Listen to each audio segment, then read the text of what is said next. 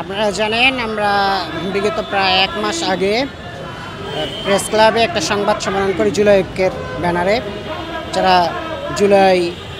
যারা জীবন দিয়েছে, যারা জুলাইকে ধারণ করে, এই স্পিরিটকে ধারণ করে আমাদের তৈরি হয়েছে জুলাই ঐক্য।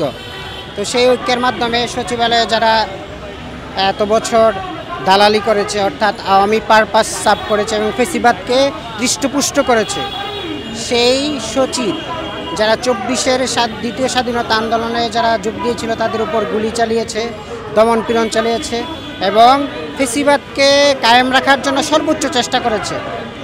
আমাদের দাবি ছিল এই রকম 44 জন আমলা সচিব, তাদের তালিকা আমরা করেছি এবং সেটা আমরা মিডিয়ার মাধ্যমে প্রকাশ করেছি এবং আমরা অন্তর্বর্তীকালীন সরকারকে আহ্বান জানিয়েছিলাম যে 31 মের মাধ্যমে সচিবালয় থেকে এই সমস্ত যারা ফেসিবাদের দোষর আছে, তারা ফেসিবাদের পারপাস সার্ভ করেছে, তাদেরকে বহিষ্কার করে আইনের আওতায় এনে তাদের বিচার নিশ্চিত করা। তো আমাদের সেই দাবিটা সরকার এখনও পর্যন্ত মানে নাই।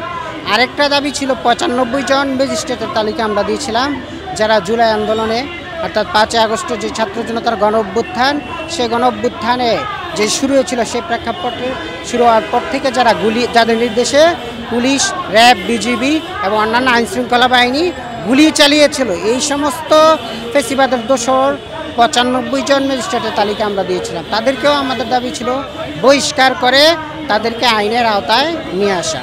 তো আমাদের 31 মে সেই আলটিমেটাম শেষ হয়েছে।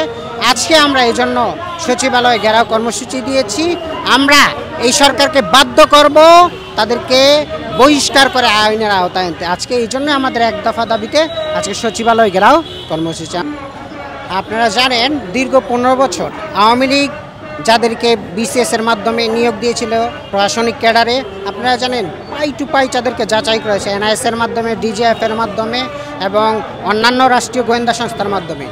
যেখানে আওয়ামী দোসর ছাড়া কোনো বিএনপি, জামাত বা অন্যান্য কোনো রাজনৈতিক দলের আরও কোনো সামান্যতম গন্ধ পাইলে তাদেরকে নিয়োগ দেওয়া হয় নাই। সেইভাবে দীর্ঘ 15-16 বছর ধরে আজকে সচিবালয়কে ফেসিবাদের দোসরদের দেওয়া আজকে পূর্ণ হয়ে আছে। সেই আওয়ামী লীগ গভর্নমেন্ট যখন 5 আগস্ট ছাত্র জনতার বিপ্লবের মাধ্যমে অপসারিত হলো, শেখ হাসিনা দেশ থেকে পালিয়ে যেতে বাধ্য হলো, কিন্তু দুঃখজনক হলো সত্য সচিবালয় থেকে এই পর্যন্ত একজন আমলাকেও এই ফেসিবাদের দোসর হিসেবে তাদেরকে বহিষ্কার করা হয় নাই। এই প্রেক্ষাপটে আমাদের দাবিটা ছিল এই 44 জন আমলা নির্দিষ্ট এবং তাদের যে কুকীর্তিগুলো আমরা আইডেন্টিফাই করে দিয়েছিলাম যে তারা কি অপরাধের সাথে অফেন্সের সাথে জড়িত, সেই স্পেসিফিক আইডেন্টিফাই করার পরেও এই ইন্টারিম গভর্নমেন্ট তাদেরকে এখনও বহিষ্কার করছে না। অত সচিবালয় এখনও এই ফেসিবাদের দোসরদের দ্বারা গিজগিজ করছে এবং তারা এই সরকারের বিরুদ্ধে এবং জুলাই যোদ্ধাদের বিরুদ্ধে বিভিন্ন রকম ষড়যন্ত্র করে এই জুলাই আন্দোলনকে কিভাবে ব্যর্থতায় পর্যবেসিত করা যায় এবং জুলাই যোদ্ধাদেরকে কিভাবে হয়রানি করা যায় সেই নীল নকশা এখনও তারা এখানে আটছে।